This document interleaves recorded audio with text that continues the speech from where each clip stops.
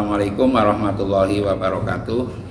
Alhamdulillah, sholatu wassalamu ala rasulillah wa ala alihi wa sahbihi wa mawalah. Amma ba'du.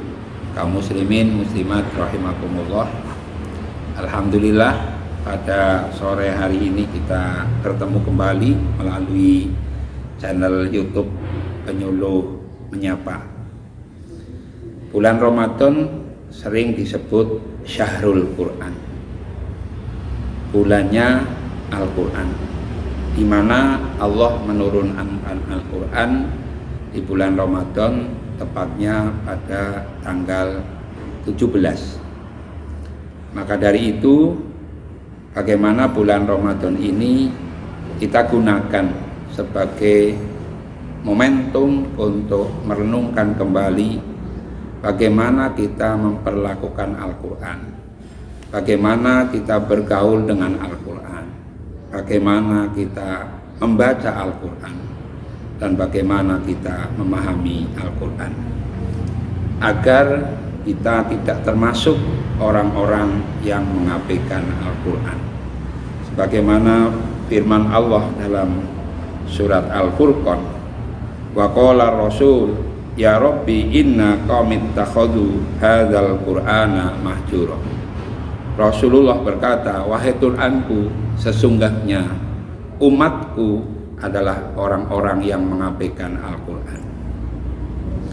Sayyid Qutb dalam tafsir fi Dhilalil Quran, yang dimaksud dengan mengabaikan Al-Quran adalah orang yang tidak mau menggunakan Al-Quran sebagai pedoman hidup. Orang yang tidak mau menggunakan Al-Quran sebagai jalan kehidupan. Inilah termasuk orang-orang yang mengabaikan Al-Quran. Imam Ibnu Katsir di dalam menafsiri ayat tersebut bahwa orang yang kategori mengabaikan Al-Quran dibagi menjadi 4. Yang pertama, orang muslim yang tidak mau membaca Al-Quran. Mengapa ini dikatakan mengabaikan Al-Quran? Karena memang mengabaikan perintah Allah dalam surat Al-Alaq yang turun pertama, Iqra bismi rabbikal ladzi khalaq. Bacalah Al-Quran dengan menyebut nama Tuhan. Sebagaimana hadis-hadis Nabi juga memerintahkan, barang siapa yang membaca Al-Quran satu huruf diberi pahala 1 dan dilipat gandakan menjadi 10. Maka para ulama, agar tidak termasuk orang-orang yang mengabaikan Al-Quran, beliau membudayakan membaca Al-Quran tidak hanya di bulan Ramadan, tapi selama hidupnya. Ada yang khatam 1 minggu sekali, ada yang khatam 1 bulan sekali. Bahkan Imam Syafi'i di bulan Ramadan 2 kali khataman. Baca pagi, sore khatam. Baca sore, pagi khatam. Maka dari itu, agar kita tidak termasuk orang-orang yang mengabaikan Al-Quran, budayakan membaca Al-Quran di rumah kita, di majelis taklim kita, bahkan di kantor-kantor kita. Kalau perlu, di tengah perjalanan sambil kita istirahat, bacalah Al-Quran semampunya. Yang kedua adalah orang Islam mau membaca Al-Quran tapi tidak memahami Al-Quran.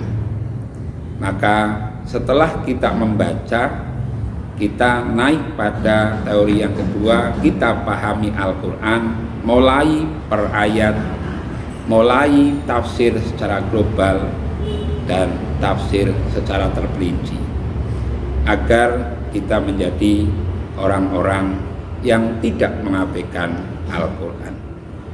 Adapun yang ketiga, orang yang memahami Al-Quran tapi tidak mengamalkan Al-Quran. Ini juga termasuk orang yang mengabaikan Al-Quran. Adapun yang keempat, memahami Al-Quran tapi sebagian memakai Al-Quran dan sebagian tidak memakai Al-Quran. Dengan harapan di bulan yang suci ini kita tidak termasuk orang-orang yang mengabaikan Al-Quran. Bagaimana ancaman Allah bagi orang yang mau mengabaikan Al-Quran? Wa man a'radu an dzikri fa inna lahu ma'isyatan dhanka.